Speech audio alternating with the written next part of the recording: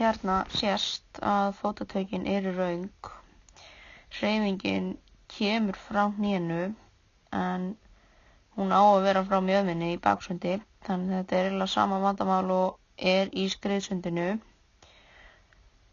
Ef við myndum laga fótahreyfinguna þá myndi hún Erla fljóta betur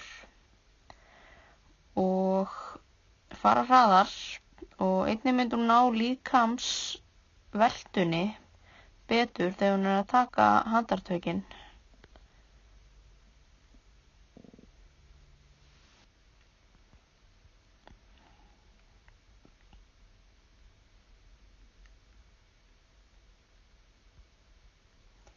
Hér sést að handartökin eru rétt, armurinn færður beinn yfir vatnið og reynt er að hafa arminn fyrir ofan vessamiðju. Litli fingurinn er alltaf fyrstur ofan í vatnið. Síðan kemur undirtakið sem byrjar á að fara niður og svo út, alltaf með beina úlnliði. Ég tek einnig eftir að hún Erla hættir sundinu áður en hún kemur að bakkanum svolítið frá honum og tel ég það að vera merki að hún sé óörugg í þessu sundi